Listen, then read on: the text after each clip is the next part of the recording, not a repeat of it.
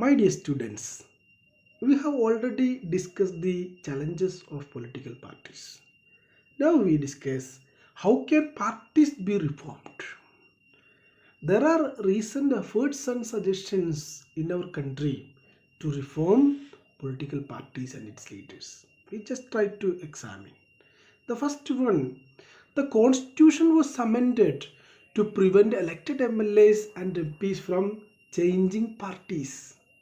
Okay, this was done because many elected representatives were indulging in defection in order to become minister or for cash rewards. If you elected as an MLA or an MP, what you do? You want to become minister, you change party. Okay, defection. That is called defection. Then now the law says that if any MLA or MP changes parties, what will happen? He or she will lose this seat in the legislature. This new law has helped bring defection down. But at the same time, this has made any dissent even more difficult. MPs and MLAs have to accept whatever the party leaders decide. No disagreement can be made. Okay, it will become more problematic because of this law also. This is a negative impact of this particular anti-defection law.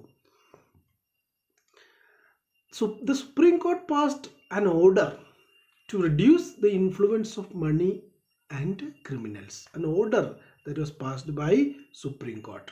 What is that? Now it is mandatory for every candidate who conducts elections to file an affidavit giving details of his property and criminal cases pending against him. Okay, this will be published. Then the people can simply understand about the money and the criminal background of a particular candidate.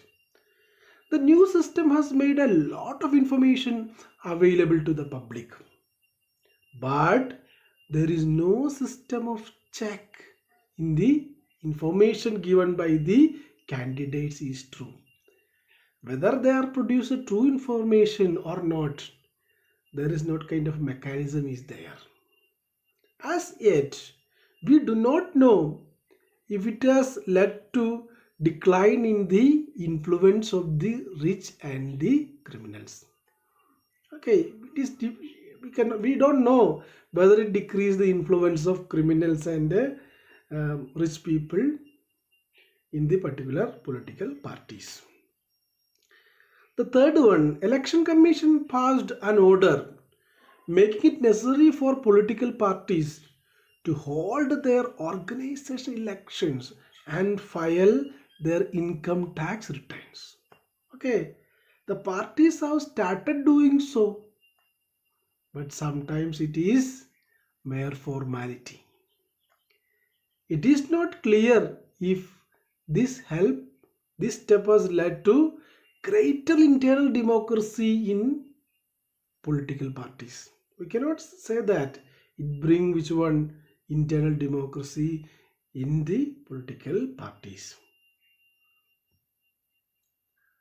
Then besides these particular measures, some suggestions are also made. What are these suggestions? A law should be made for what? To regulate the internal affairs of political parties. Okay, to regulate the internal affairs of the political parties, what should be made? A law should be made. It should be made compulsory for political parties to maintain a register of its members, to follow its own constitution, to have an independent authority, to act as a judge in case of party disputes, to hold an open elections to the highest post. Okay, these are the suggestions. The next suggestion, it should be made mandatory for political parties to give a minimum number of tickets about 1/3 to women candidates. Okay. Similarly, there should be a quota for women in the decision-making bodies of the party. What is the third suggestion? There should be state funding of elections. The government should give parties money to support their election expenses. This support could be given in kind, petrol, paper, telephone, etc. Or it could be given in cash on the basis of the vote secured by the party in the last election. These suggestions have not yet been accepted by political parties. Okay. If and when these are accepted, this could lead to some improvement. Okay, if it is accepted, these particular suggestions, what will happen? It will give some improvement. But we must be very careful about legal solution to political problems. Okay, if we are making more regulations, legal regulations, what is, they won't respond properly. If political parties don't like a particular law, it won't come as a law, because you know that political parties are the part of the legislatures.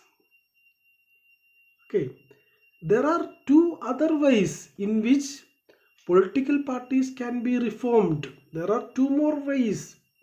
In this concluding session, you have to understand there are two important, which one reform, the two other ways are there in which political parties can be reformed.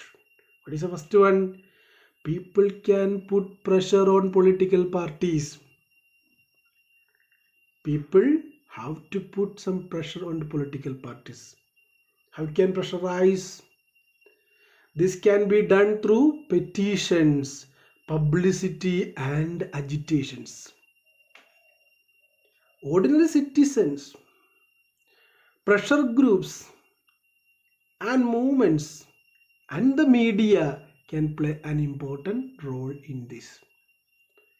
If political parties feel that they would lose public support by not taking up reforms, they would become more serious about reforms. Second one, what is the second one? 2. Political parties can improve if those who want this join political parties, who want this particular thing, who want this reform, who want this change. What they have to do? Join political parties. The quality of democracy depends on the degree of public participation. We know that it is difficult to reform politics if ordinary citizens do not take part in it and simply criticize it from the outside. It is very easy to criticize from outside, but being a part and correcting the mistakes, it is very difficult. Then that should be done. Okay, the problem of bad politics can be solved by more and better politics. Okay, you should have been, you should take more interest in what? In the activities of political parties. And you have to think about it should be reformed. Then be a part of it and change it for the future of our democracy. Okay, thank you.